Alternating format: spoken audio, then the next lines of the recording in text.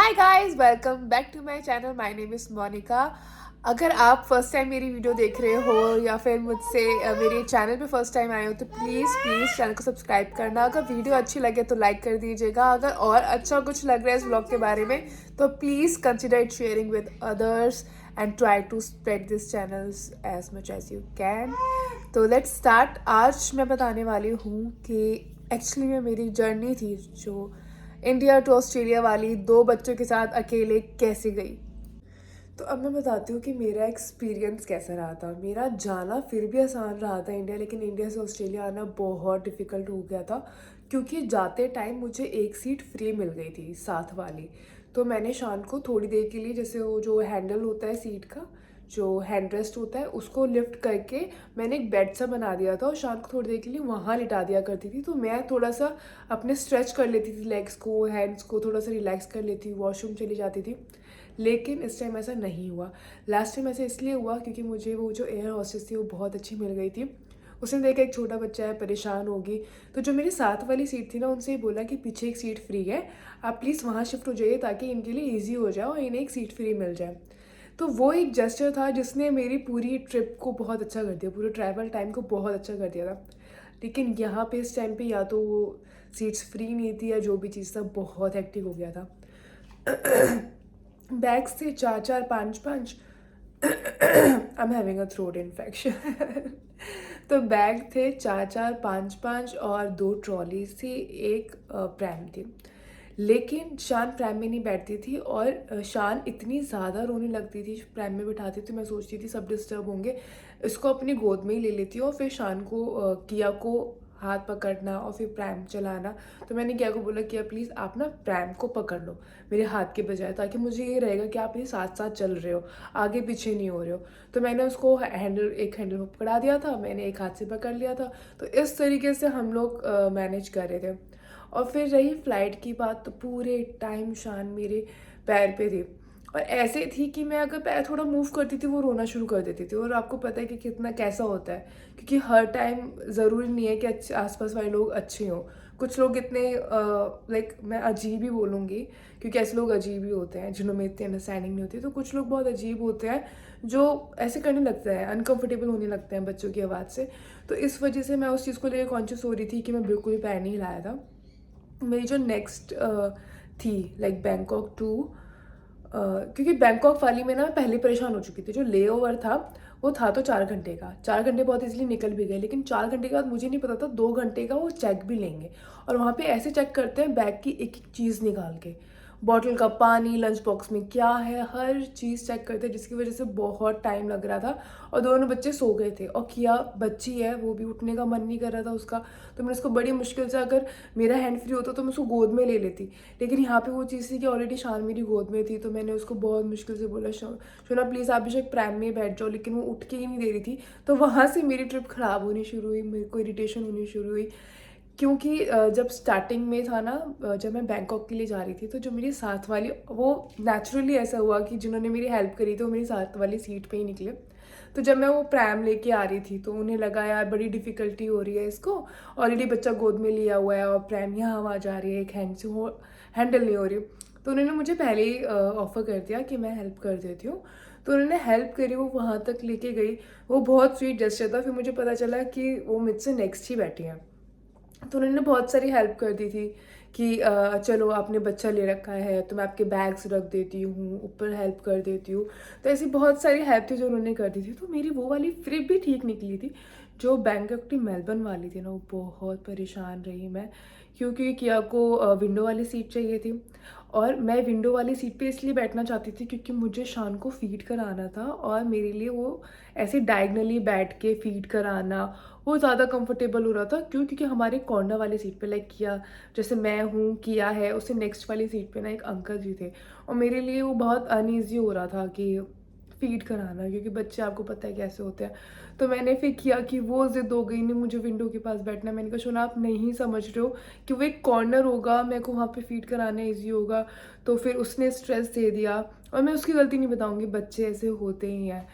तो मैंने उसको बहुत समझाया, फिर मैंने उसको उसकी फ़ेवरेट चीज़ दी खाने की, फिर मैंने उसे बोला एक अच्छी सी मूवी देख लो, मैं आपको मूवी चला के देती हूँ। तब जाके वो मानी और वो बीच में बैठी। लेकिन फिर भी वो बच्ची है, वो बहुत परेशान हुई। वो कहती थी नहीं मम्मा मुझे ऐसे सीधा लेटना है, मुझे ऐसे कंफर्टेबल नहीं हो रहा, मेरी नेक कंफर्टेबल नहीं हो रही है। तो लास्ट टाइम क्या हुआ था, जब मैंने आपको बताया था कि आते इंडिया जाते टाइम कि एक सीट फ्री थी, कि जब वो ऐसे बोलती थी मैं शान को उठा के गोद में ले लेती थी और उसको लिटा देती थी कि लो आप मेरे ऊपर सर रख लो और ऐसे करके लेट जाओ, आप कंफर्टेबल रहोगे। लेकिन इस बार ऐसा नहीं हुआ। वो भी परेशान हुई, शाम भी परेशान हुई और दोनों बच्चे की वजह से मैं परेशान हुई कि परेशानी के साथ साथ मुझे ऐसे भी लग रहा था यार बच्चे कितना सफ़र कर रहे हैं। तो इस वजह से वो वाला मेरा बहुत बेकार गया। और इंडिया में फिर भी हेल्प हो जाती है लगेज को लेके कि वो लगेज लेके चले जाते हैं, लेकिन ऑस्ट्रेलिया में ऐसा कुछ नहीं होता। मेरे पास 2 ट्रॉली एक प्रैम थे और मैंने हर जगह जाके पूछा कि कोई पेड सर्विस है, कैसे भी मुझे बस एक हेल्पिंग हैंड दे दो जो मेरी एक ट्रॉली को ले जाए। क्यों? क्योंकि मैं ऐसे कर रही थी, पहले एक ट्रॉली छोड़ के आती थी, फिर दूसरी ट्रॉली थोड़ी सी आगे लेके जाती थी, फिर प्रैम को लेके आती थी, फिर बच्चों को आगे लेके जाती थी और तब तक मैं पीछे देखती रहती थी। ऑब्वियसली बच्चों को अकेले नहीं छोड़ सकती, तो बहुत डिफिकल्ट हो रहा था मुझे एयरपोर्ट से निकलना, मेलबर्न के एयरपोर्ट से निकलना। और एक और रीज़न रहा था वहाँ पे एयरपोर्ट पे इतना टाइम लगने का। क्यों? क्योंकि मैं बैग्स लिफ्ट नहीं कर सकती थी, इतने हैवी बैग मुझे डॉक्टर ने मना करा हुआ है। यूट्रस का रीज़न है, मैं कोई ज़्यादा वेट लिफ्ट नहीं कर सकती हूँ। तो मैं वेट करती रही कि यार शायद कोई मेरी हेल्प कर दे, वेट लिफ्ट करने में हेल्प कर दे। मैंने बोला भी आसपास, लेकिन किसी ने करी नहीं, लेकिन इट्स ओके। फिर मैंने बोला, वहाँ पे एक सिक्योरिटी पर्सन खड़ा हुआ था, कहती नहीं मैं I can't leave my job. मैंने कहा हाँ ये भी है। फिर मैंने खुद ब खुद ही फिर मैंने कहा चलो अब देखा जाएगा, सिचुएशन ऐसी आई गई है।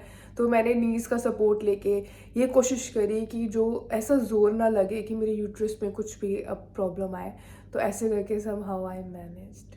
लेकिन मुझे लास्ट में डोर पे एक मिल गया। उन्होंने वो मुझे शायद बहुत देर से नोटिस कर रहे होंगे कि कैसे कैसे कैसे ये मैनेज कर रही है। तो लास्ट में उन्होंने बोला कि चलो ठीक है एक ट्रॉली मैं ले लेता हूँ। और वहाँ पे टाइम भी बहुत वेस्ट हुआ क्योंकि मुझे पता ही नहीं चल रहा था कैसे लेके जाऊँ कि 2 ट्रॉली को भी, प्रैम को भी, शान को गोद में और किया को। तो मैं बहुत देर तक वो हेल्प ही सर्च करती रही कि कुछ वे तो होगा, कोई पेट से होगा, कैसे होगा, लेकिन मुझे ऐसा कुछ भी नहीं मिला था। फिर उसके बाद निकलते और खाना एयरपोर्ट का, वैसे खाना मैं कुछ कुछ लेके गई थी बैग में क्योंकि ऑब्वियसली मैं ऐसे कुक्ड फूड कुछ नहीं लेके गई थी, पैकेट फूड ही लेके गई थी। और जो फ़्लाइट थी उसमें खाना अच्छा नहीं था, किया ने फिर भी एक बन खा लिया।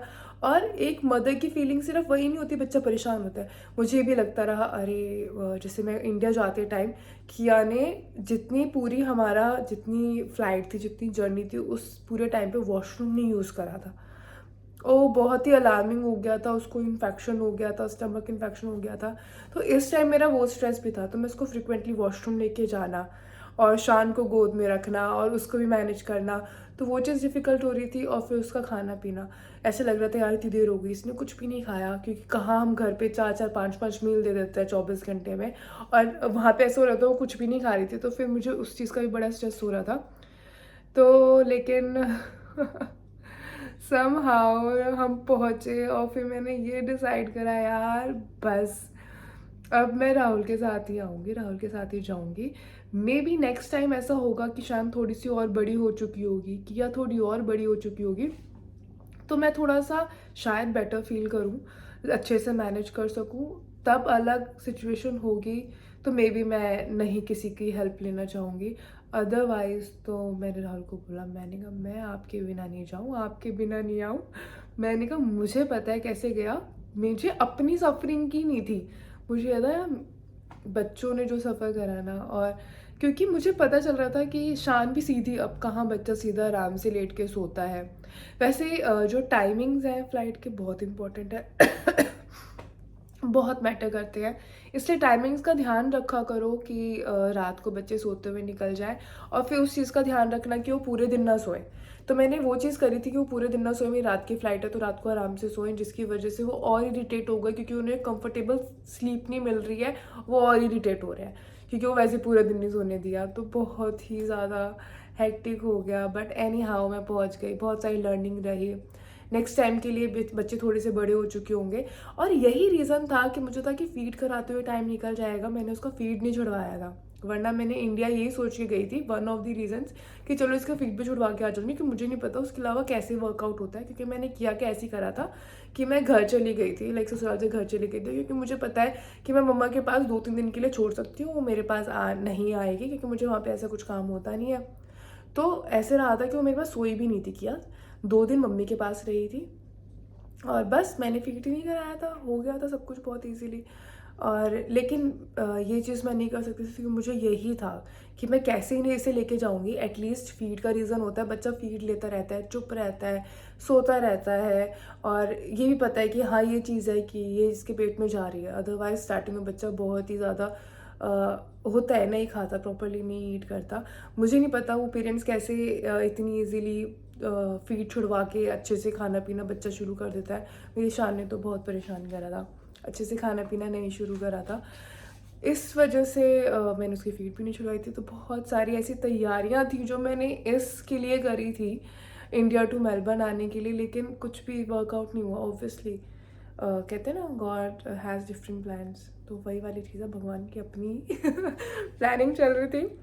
लेकिन हाँ, फिर भी कुछ कुछ थे बड़े ही, जैसे अंकल जी थे वो साथ वाले, वो बड़े ही अच्छे निकले। वो किया को एंटरटेन कर रहे थे, अच्छे थे।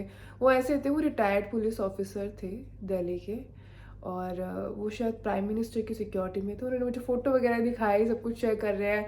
और उनके भरोसे, क्योंकि अच्छे से बातचीत हो गई थी, तो मैं बच्चों को थोड़ी देर छोड़ के वॉशरूम भी जा पाई। तो ओवरऑल इतना बैड भी नहीं रहा कि मैं इस चीज़ को कभी नहीं भूलूंगी, लेकिन हाँ, डिफ़िकल्ट रहा। सो बस इतना ही मैंने अपना एक्सपीरियंस शेयर करना था। आई होप आपको ये ब्लॉग अच्छा लगा हो, और इससे मतलब कि जाने के टाइम पे किसी भी चीज़ के बारे में कुछ भी पूछना हो तो आप कमेंट करके पूछ सकते हो कि मैंने वो चीज़ मैनेज कैसे करी थी, या कोई भी ऐसी आपको, आप इमेजिन कर रहे हो बच्चे के साथ ट्रैवल कर रहे हो या सोलो ट्रैवल कर रहे हो, और कोई क्वेश्चन है तो आप कमेंट बॉक्स में कमेंट करके पूछ सकते हैं।